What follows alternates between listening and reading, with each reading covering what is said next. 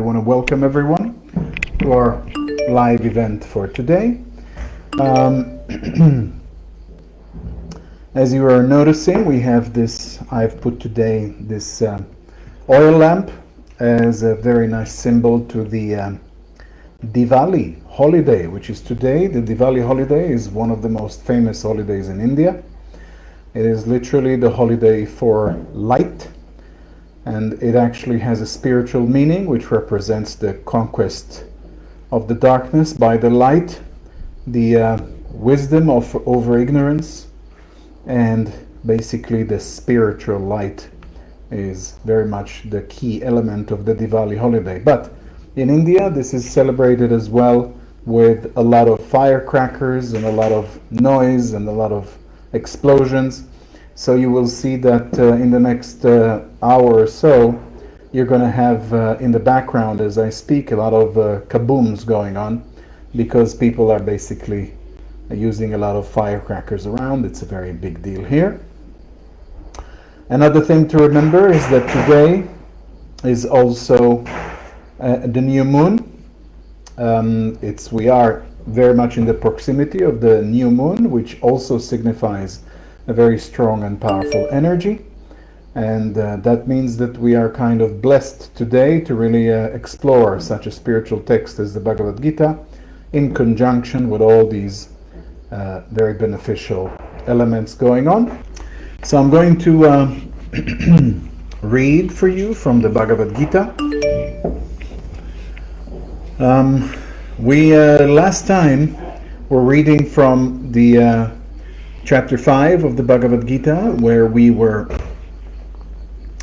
having the famous discussion between Krishna and his disciple Arjuna. This is the eve of war between the Pandava brothers and their armies against the huge armies of the enemy, the ones that are on the side of ignorance and negativity. Kind of rings a bell to some of you perhaps with what we're experiencing in the world today.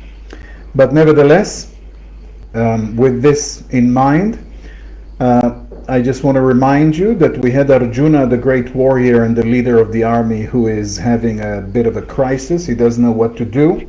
He is feeling that any option that he's going to choose in his decisions of what to do next is going to lead him to a dead end, basically, to a very negative outcome. So he's in a crisis mode. He doesn't know if he can actually fight. And here comes Krishna, who is actually the chariot driver, and starts giving him teachings. We already discussed various teachings that Krishna was giving. And we are now in chapter 5, which actually means the yoga of renunciation. That's what it's about. And I'll just discuss the next verse. It's the verse we left last time. So I'll just repeat that one. And here Krishna is telling to Arjuna the following: Almighty armed Arjuna, true abandonment of work, and abandonment of work, he means here that the person is not attached to the results of their actions. This is a very, very, very important concept. If you take anything out of the Bhagavad Gita, then one of the key points, there are a few key points, one of the most important key points is the subject of detachment. So here he's saying true abandonment of work, he says, is difficult to practice for one who is not accomplished in the yoga discipline of detached work. In other words, the person who is not accomplished, who is not experienced, who actually trained in detachment, then to have no yearning for the fruits of your work is extremely difficult to obtain. This is very, very big, because it is the yearning for the fruits of our actions which hides within it pain, suffering, and ignorance. Think about that for a moment. How many of us can actually say that we're doing various actions, creating various things, maybe doing certain work, and we have no expectations for it to actually succeed? And I'm not talking here about no expectation as in you just don't care. because you can care and you should care about what you do. But the question is, can you be fully involved, care, and yet still be detached? Sounds like a conflict, right? But it's not. And that's the whole key of understanding detachment. Many people think that detachment is just non-caring or just being very indifferent. That's not what detachment is about. Detachment is a different state of mind. In fact, it is a higher state of consciousness. How to understand this state of consciousness, we will explore more this text, and you will see that this will become more and more clear to you, especially as you meditate on what we will study in the Bhagavad Gita. I'm continuing. I haven't even gone to the half of this verse, so I'll move on to the next part. And he says, as I said earlier, so it is difficult to practice for one who is not accomplished in the yoga discipline of detached work. But the sage accomplished in yoga attains to Brahman in no long time. In other words, the sage, this advanced yogi, who obviously can be detached, he says that that kind of a person accomplished in yoga, and he refers here to the yoga of renunciation, attains to Brahman. In other words, reaches enlightenment in no long time. In other words, it is much quicker to reach liberation. So, I don't know if you got the point here, but this simply means that detachment is not just a minor concept. I don't know if you got the point here. What Krishna says, that sage or yogi who masters detachment, the distance from that moment to enlightenment is very small. So it's not about doing hardcore yoga practice, not even hardcore meditation, whatever. It's not about that. I mean, it helps, but that's not the key point. The key point is detachment. This pesky concept of detachment that we keep, putting out of our minds. We don't really talk about it much. We think it's just, whatever. It's not that important. Actually, it is a key element. And it is super important because with detachment once mastered, it's very quick from there to reach self-realization. So this is very important. Moving on. The next verse. One who is established in selfless and detached action. So just to be clear, he says here, not just one who does selfless and detached actions. No. He says one who is established in selfless and detached action. In other words, to be established in such a behavior pattern means that this is your go-to or default mode. That's how you are. It is automatic for you. So the one who is established in selfless and detached action, who is pure, whose mind and senses are under control. Okay, so now he presents a few more points which are critical. Purity is essential, plus the mind and the senses need to be under control. Whoa, that's a big, tall order. To have the senses under control. This is what the yogis refer to as pratyahara, which means the ability to control the senses. Most people, when the senses give you a signal, a nice smell is in the air, you see something which is very exciting for your eyes, or you're hearing something, or whatever the sense is from the five senses, usually our default mode of behavior is that when we pick up a stimulation in one of our five senses, what do? We react. What is that? Oh, what is this? And we immediately react. And the problem is, as Krishna will discuss further in the Bhagavad Gita, is that once the senses are reactive, as they are for most people, and they are not under control, this leads to, when the senses react, then immediately the mind reacts. The mind goes out of balance. So the senses stimulate your mind, and your mind can never find peace. This is a big deal. Think about the world we live in today. How much our senses, and as a consequence of that, our mind, is bombarded by stimulation of all levels. From your mobile phone to your laptop to your this or that, media, advertising, all the time we are bombarded by stimulation. It's so difficult for people to even consider the concept of controlling their senses and the mind, which is even more challenging. But he says here that the person who is established in selfless and detached action and who is pure, purity is very important, and who can control the senses and the mind. It's not finished, there's more here. He says, and whose self is identified with the self of all. Now that's a real challenge. Can you really see that your true self, your soul, is actually the same as the self of everyone around you? Human beings, even animals, even plant life and inanimate objects. It's all self. If you can actually see it, not just tell to yourself, yeah, it's all the same. No, it's not just some kind of an intellectual exercise. It is the real seeing it and realizing it. If you can do all those, I know it's a tall order, but hey, that's the Bhagavad Gita. It's telling you something very important here. He says, he is never bound. In other words, you are never bound by karma. So he says, he is never bound, although he is engaged in work. So if you are in such a condition with the control and all the other things, you can do any action, any work. You will never be bound by work. In other words, karma will not be a problem for you anymore. So that's a mouthful. There's a lot here. You need to meditate on this. I continue to the next verse. I, he says, and he means here the self, do nothing. Only the senses are occupied with their objects. This is very deep wisdom.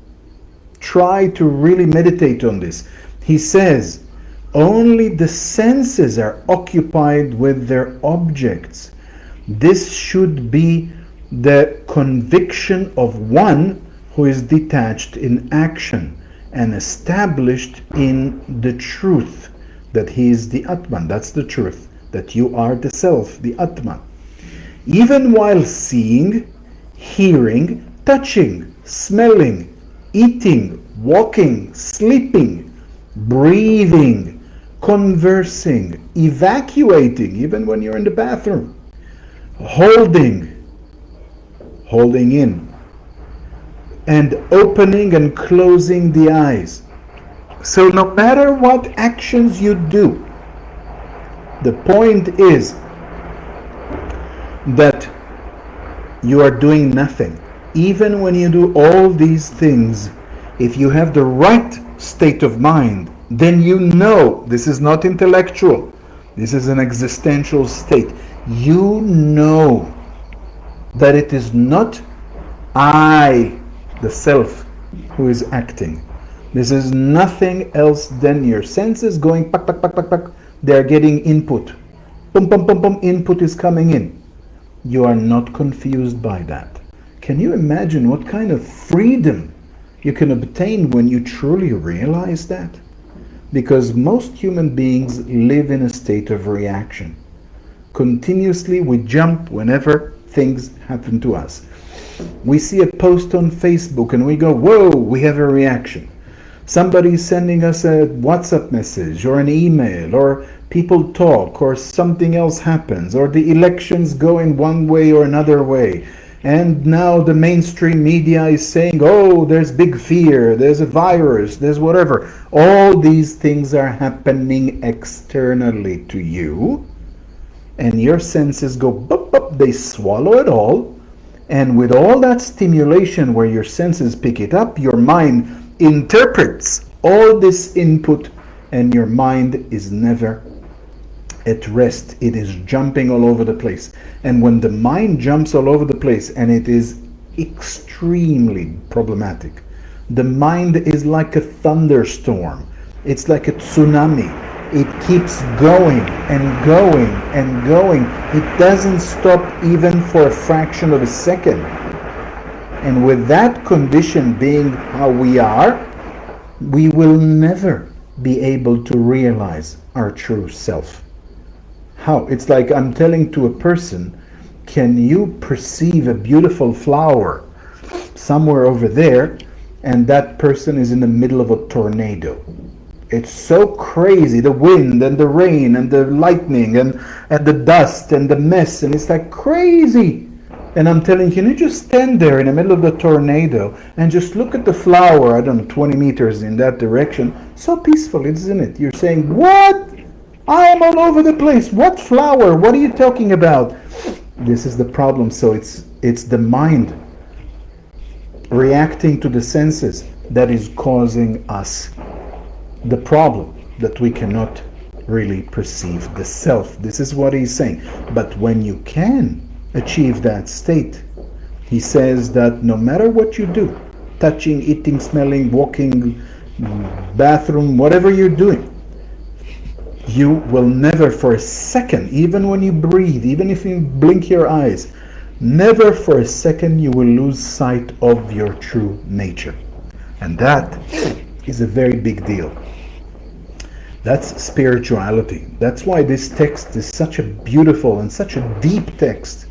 And unfortunately for a lot of people, they just don't know such jewel exists. A lot of people don't really, use it for study. So here we are, and I'm going to continue now for the next verse, which is, one who resigns all his actions to Brahma and works without any personal attachments. Brahma here he refers to the Supreme Consciousness, to the Absolute. Sometimes he uses different divine names, that shouldn't confuse us. So basically the one who says, I am not the one who acts. He says, all the actions which are happening here that I'm involved in, it's not for me. I surrender it to the divine. That's important. So the one who does that without any personal attachments, because the second you are attached, it's like you cannot surrender it to the divine. And then don't be surprised if karma comes to you. So the one who can be with complete detachment and surrender. What is surrender? Those of you who know the teachings that we give about consecration, that's what consecration is all about. Surrendering the actions, actually the results of the actions, to the Supreme.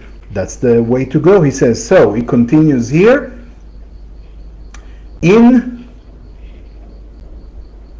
Is not soiled, he says, the one who does all these things, is not soiled. In other words, doesn't get dirty or influenced, he says, by sin. In other words, you will never create anything sinful. No negativity, in other words. And as a result of that, he continues, as a lotus leaf is not wetted by water. And that's a reference to the old way, which is mentioned in various texts in Tantra and Yoga, when they discuss the lotus flower. The lotus flower actually can grow in like a mushroom area, in like a very, impure area where the water stands. So you have a kind of an impure pool of water, and yet something pure and beautiful grows out of it, which is the symbol of the lotus flower.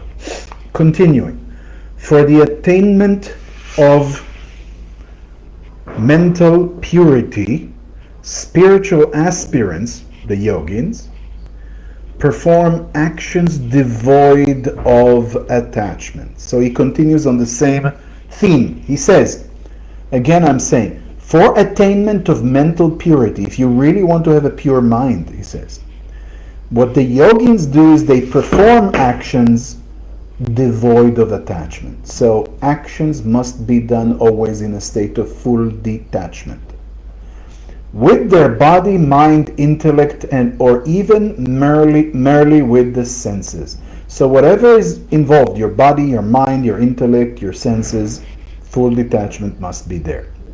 And he continues, by abandoning the fruits of action, a man of restraint mind, the one who controls the mind, attains to abiding peace. Isn't that beautiful? So again, by abandoning the fruits of the action, it's so hard for us to accept that. Can we really just let go of all the fruits of our actions? Can you, I don't know, go to school for 4 years and yet be completely detached if you graduate or not, if you get this or not, good grades or not, or whatever? Can you, I don't know, perform a surgery if you're a doctor? Can you work as a lawyer? Can you do anything? Grow children and yet be detached of what the results may be? Not easy, is it? Sounds very challenging. And yet, he says, by abandoning the fruits of actions, men of restraint mind, you abandon, in other words, you're detached, and the mind is under control, is what he's saying here, will attain peace, pure and lasting peace. That's why we never feel peaceful. We're always on a roller coaster, always emotions here and there. It's because we cannot find peace because we still act with attachments and we cannot control the mind. Having said that, he continues, but the one with unrestrained mind, sounds familiar, it's most of us, unrestrained mind. He says, the one with unrestrained mind, being prompted by desire, oh, the good old desire, we know that, prompted by desire for the fruits of actions, get bound. So that person will get bound, he says. So as I was saying, a self-controlled soul, having abandoned all work mentally in the way described above, remember what we said, abandoning all work, in other words, simply being detached, resides at ease, and listen to that, resides at ease actually means as a witness. This is the witness consciousness. In this corporeal mansion with 9 gates. Confusing? Let me explain. Corporeal mansion actually means your physical body. Why do they say with 9 gates? Because actually the body has 9 openings. When you count the 2 eyes, the 2 nostrils, the mouth, the 2 ears, and then you count the genitals and the anus, all together come to 9. That's why it is called sometimes the city of 9 gates. That's the physical body. So he says here, the one soul, again I'm starting from the beginning, who can be detached, I'm simplifying here, resides in the body, the physical body, which is the corporeal mansion with 9 gates, neither working, not causing work to be done. So that means then you reach peace, because even when you act, it's not work anymore. It's not work anymore because you're detached, because you don't create karma. And at the same time, you don't cause work to be done. In other words, you don't produce actively, proactively, you don't produce karma, which is a big deal. So these are the teachings here. I'll continue a bit more for today. In regards to all beings in this world, Krishna says, the sovereign soul is not the cause of the sense of agency. I'll explain it in a minute. Let's finish this sentence. Not of actions, not of the fruition of actions. It is nature that does all this. This is a beautiful sentence, actually, a verse which is very beautiful.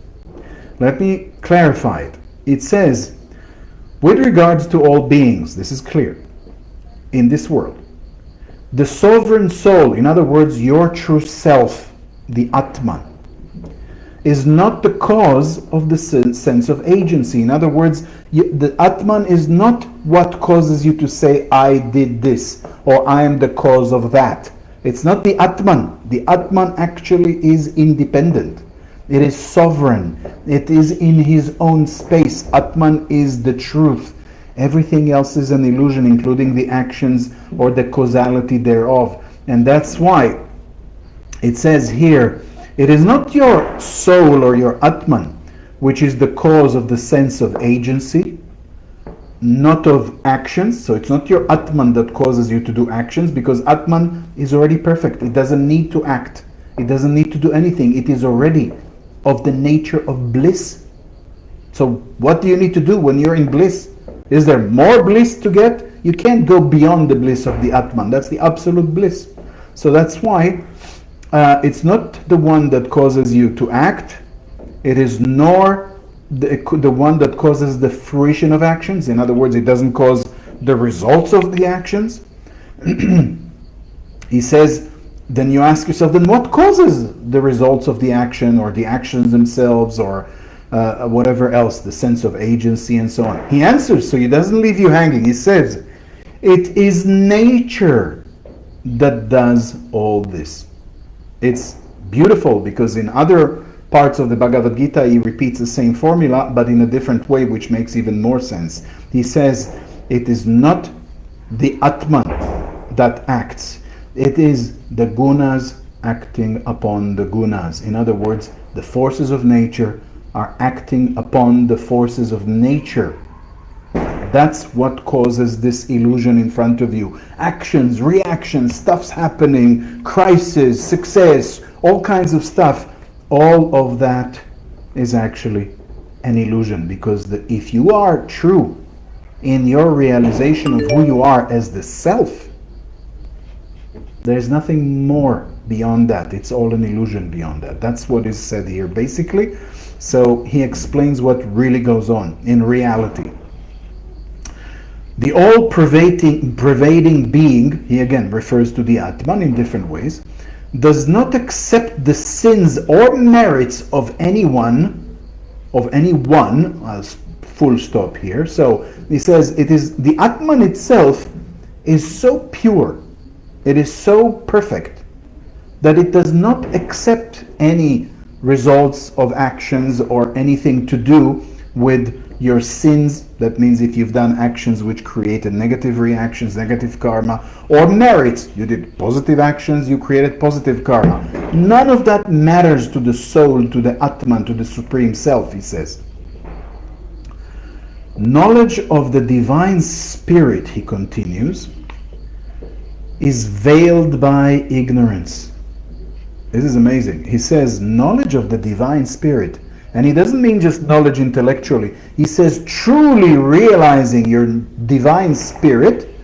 That is not easy because of ignorance. Ignorance is veiling it. In other words, it kind of makes it obscure. And therefore, beings are deluded. That's the reason why people are ignorant. Because we are deluded, we are veiled by this mechanism of the mind and of course the senses, and we don't know how to detach and control them, and that's why we are in the place that we are. Continuing, next sentence, he says, next verse.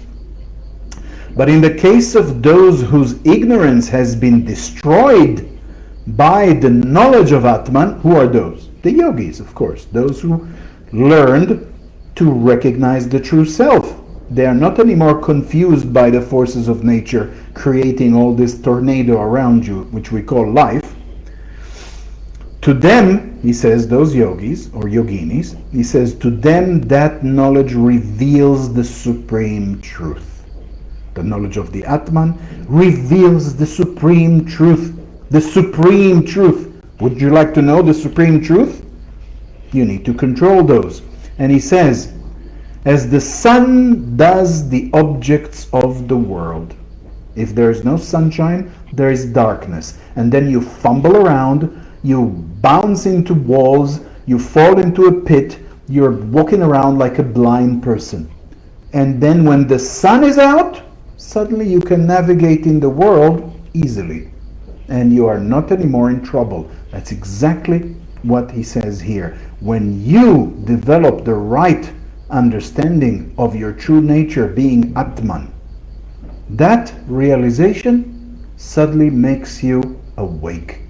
And others live in ignorance. They live in darkness still. But you suddenly become awake because you know the truth. of who you are, the truth. And that is liberation. A bit more before I will take some questions. Those who think of that always, what is that? It's that with a capital T. That is the Atman or Brahman, the Supreme Self. Those who think of that always, always. I mean, what is there to think about? Your kids? What do you want to think about? The new car? The election? The coronavirus? The this or that? There's millions of things for us to think about. Does he love me? Does he not love me? Why didn't he call me? We think about so many things. And yet, all that is just the craziness of nature.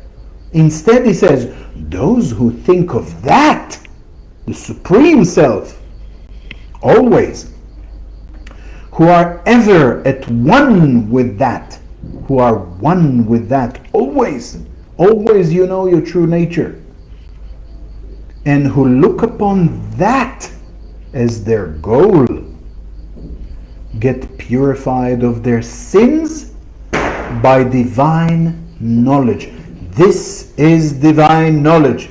Everybody wants to discover divine knowledge. What is divine knowledge? Oh, it's the law of attraction. Oh, it's this or that. That's nonsense.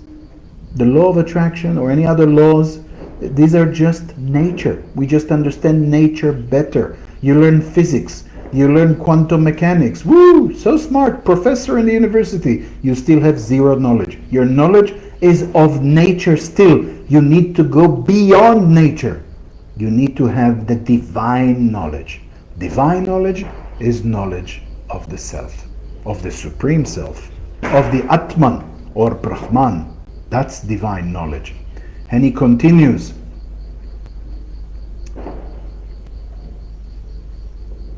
Yes, so he says that those who have that as a goal get purified of their sins by divine knowledge, as I just said, and go to the state, listen to this, and go to the state from which there is no return to worldly life. So they go to that state of consciousness, to that state of mind, that once you cross the threshold and you get into that state, there is no more return to the confusion, I add here, of the worldly life. Oh, what's going on now? Oh, this good, this bad, my life, oh, this. We have so many issues. The mind is like, going all day. But once you cross that threshold and you know the truth, there is no more going back to the confusion of the rat race, where everybody's, like you've seen some experiments when you put a few rats in a maze and they keep running looking for the cheese, and they go left and they go right and they bang against the walls and it's a mess. Suddenly you are taken out of this nonsense, this confusion, and the truth is yours. So this is what I wanted to say. Actually, there's another verse here which is short. I just want to mention it as well, and then we'll conclude. So he says, enlightened men or women are those who are the same, that means the same as the Atman, in a Brahmana with learning and humility, in a cow, in an elephant, and even a dog, or in an eater of the dog meat. What does he mean here? He says, those who have such realization of the self, who are enlightened actually, he says, those who actually see the Atman everywhere. Because when you reach to really understand Atman, not just intellectually, but to become that, then wherever you look, what do you see? You see Atman. You see it in a Brahmin, like a priest, who is supposed to be pure and enlightened. You can see it in a cow. You can see it in an elephant. You can even see Atman in a dog. And he keeps going and says, even the person who eats a dog, some people, they are usually called the outcasts in India, who might even eat dog meat. And he says, all of those, animals, people, good people, bad people, doesn't matter. When you reach such realization, you look, and all you see is Atman, Atman, Atman. Can you reach to such a realization? That's the key, isn't it? So that's what I had to say here. We're going to stop for today, and I'm going to take some of your questions now. So let's look at your questions, and then I will start answering. All right. First question we have today is from Pravin. How is the universe and all beings created? Through a big bang or with the sound of Om or question mark? We need to understand something about the Big Bang. The Big Bang is a theory. It is the Big Bang theory. And as a theory, it has never been proved. And therefore, to say that the universe was created by the Big Bang, I don't know, a gazillion years ago, how the heck can we confirm that? No matter what they tell you in physics or in theoretical physics or whatever, I'm sorry. According to spirituality, according to yoga, according to Tantra, it's not about a Big Bang. It is a certain creation that comes from the divine consciousness. The universe is poured out from the divine, and it's created, and it continues to be created all the time. It's not an event that happened gazillion years ago and now we're just kind of experiencing the results of it. No, according to Kashmiri Shaivism in Tantra, they say creation is a constant process. There's constantly creation, there's constantly maintenance of that creation, and there's even constant destruction. Like, for example, in your body, there are cells which are new, are being born every day. In the inner lining of your stomach, in this, in that, we have cells being created all the time. We have functions in the body that maintain the cells to function for a period of time, and then we have also cells that simply are destroyed, they die, and they are expelled from the body. So there's always creation, maintenance, and even destruction. So it's not really an event from God knows when, it is a continuous process. And if you mention the sound of Om, yes, according to Yoga, Tantra, Vedanta, and various other teachings, Sankhya philosophy and so on, the idea is that the sound Om, or actually it is even different, the mantra, but it doesn't matter right now, let's call it Om. That sound is nothing else than a human rendering of a divine sound, because God, or the divine consciousness, whatever you want to call it, it is characterized by a divine sound, and that sound is considered to be Om or similar to that. So, I hope this answers the question. Next we have Nella. You mentioned that as the five senses are stimulated, they agitate the mind. Is practicing meditation the most superior way to calm the mind of these sense impressions? What other ways are there? Actually, the ideal way to do it according to yoga, especially Patanjali yoga, is to combine a few things. First of all, according to Patanjali, you need to develop certain morals and ethics, and that's why we have the yama and niyamas in yoga. By following them, by adhering to them, we can already result with reducing a lot of our stress and limitations and problems and agitations. And then by doing some hatha yoga, asanas, but not the gymnastics stuff you see today in the world, but by doing it the way we teach, which is much more with the mind being involved in the chakras and so on, by doing that, that will take you even deeper. Then adding to that pranayama, adding to that pratyahara, which is isolation of the senses from the external disturbances, so we can control the senses a lot better. Then after that comes concentration of the mind, which is called dharana. We need to learn to concentrate the mind, and then comes meditation as well. So all of those things, and you don't have to finish one in order to start the next. They can all be done in parallel, and that's how we teach it in our yoga system.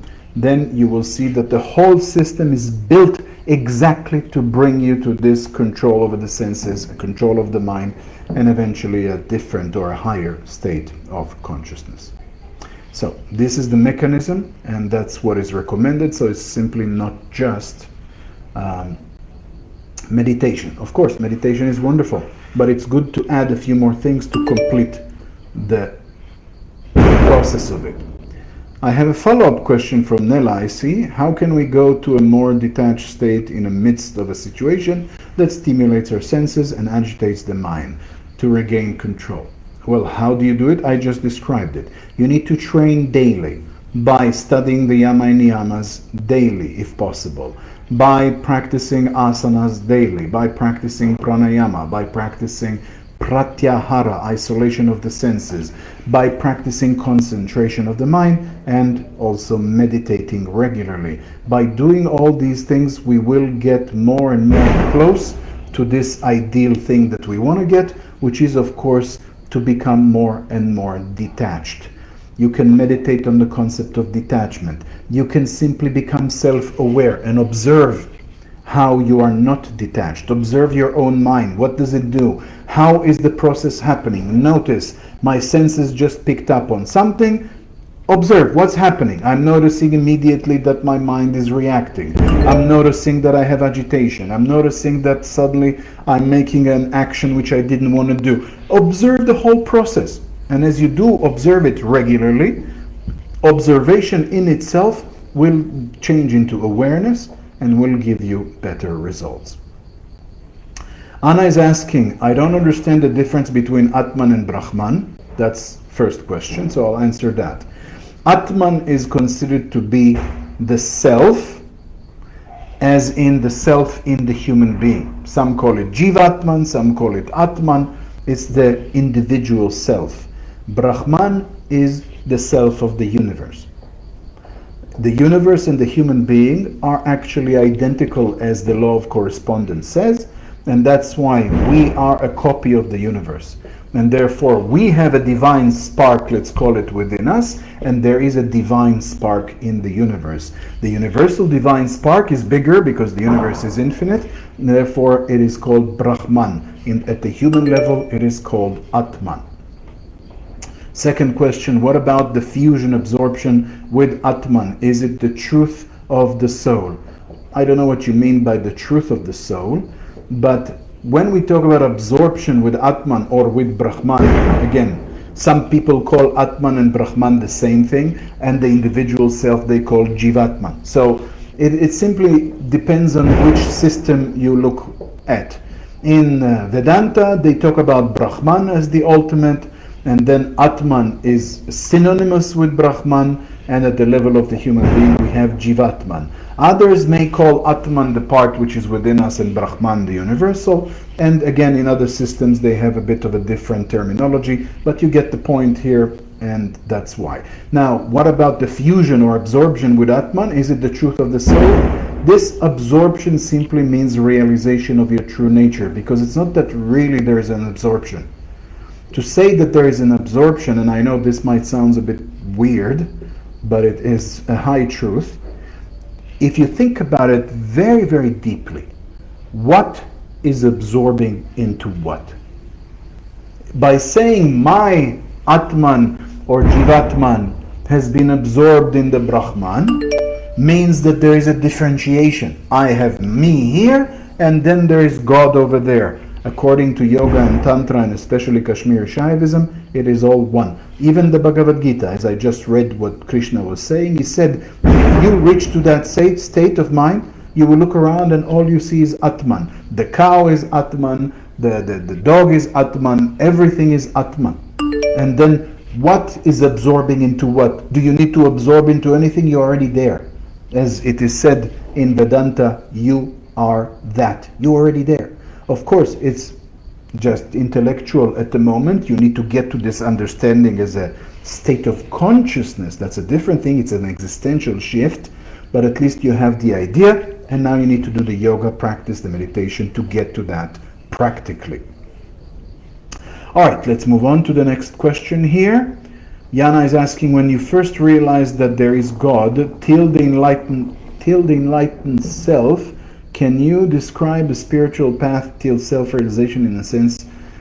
how you're realizing, feeling the God is deepening in you. Can you deny what you have already realized, since the environment where you live is not encouraging? That's a very strange way of describing this question. I'm not sure what you are asking here.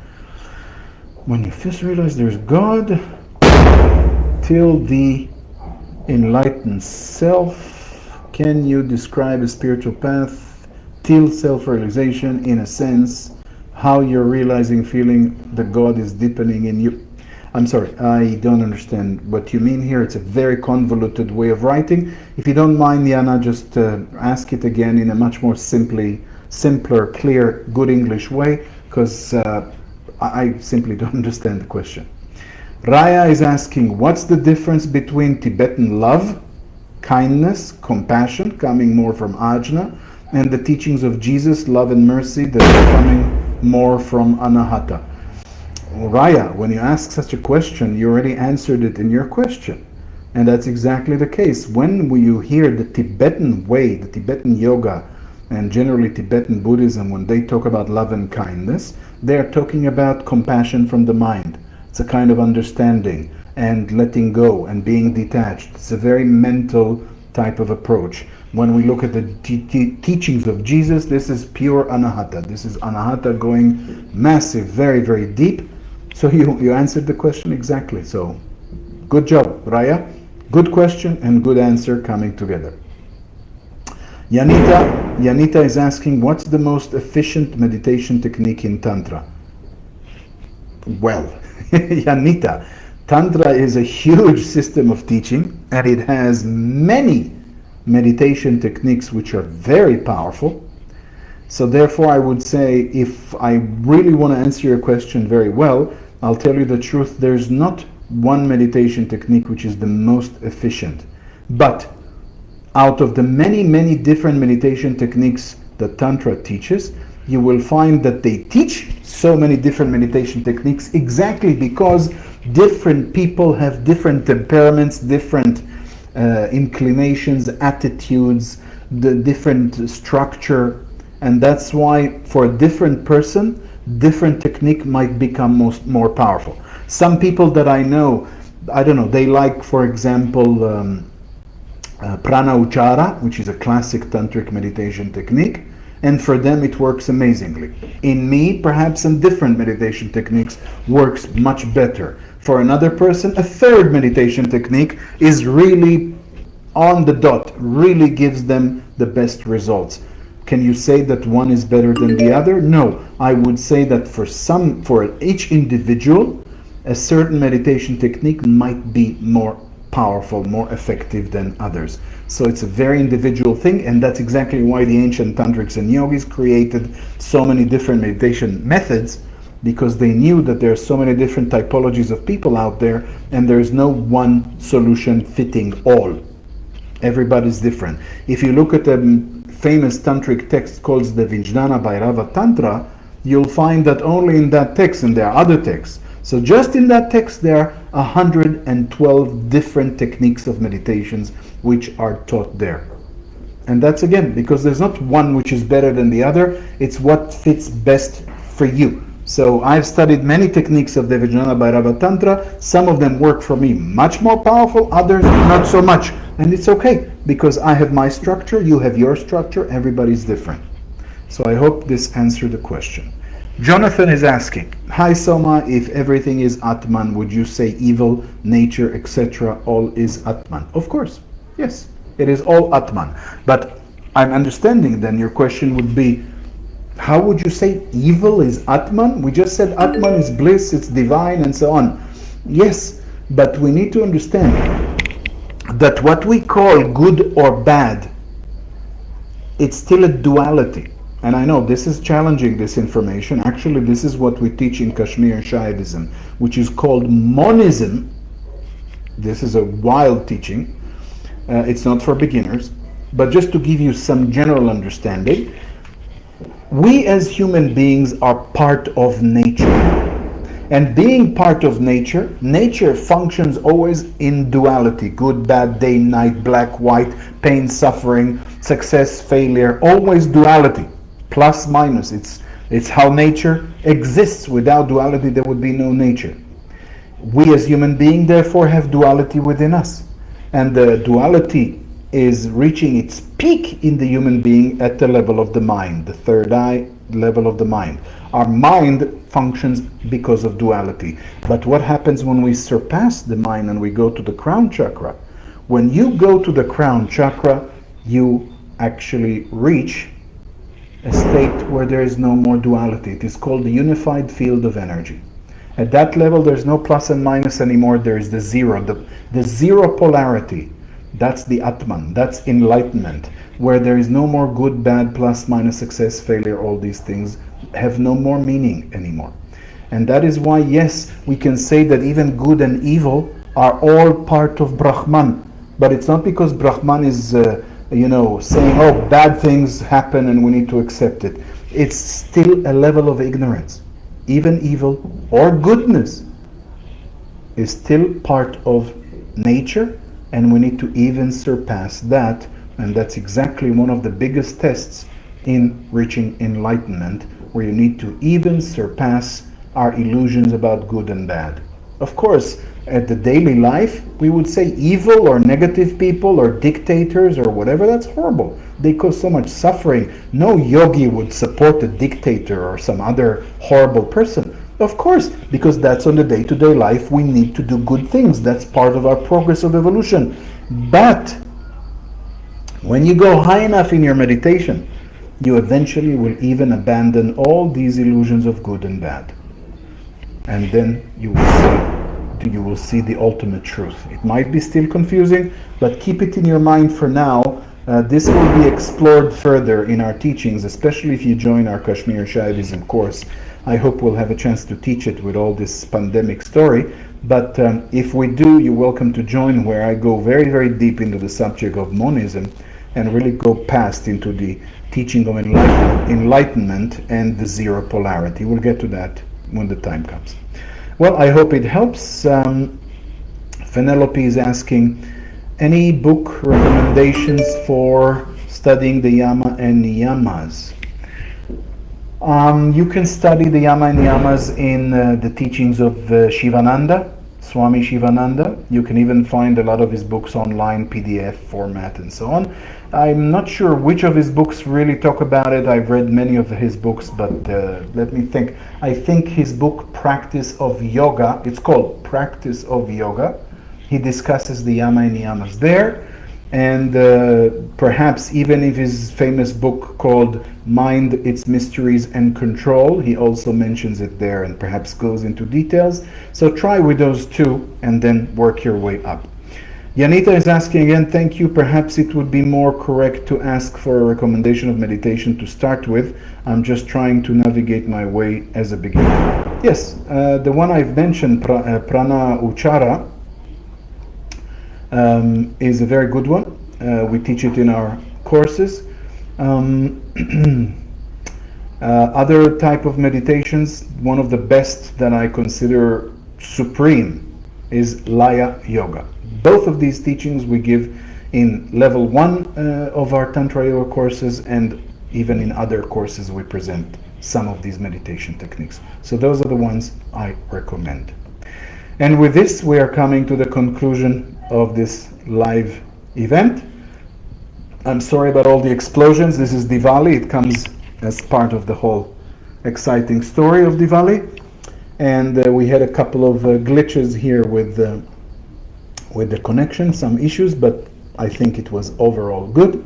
So I want to thank you all for joining this Bhagavad Gita exploration. Enjoy Diwali wherever you are. If you can, light a candle, say a prayer, light enlightenment, God, do that. And I wish you all the best, and we'll be in touch. We'll see you again in our next live event. Thank you all very much. See you again next time.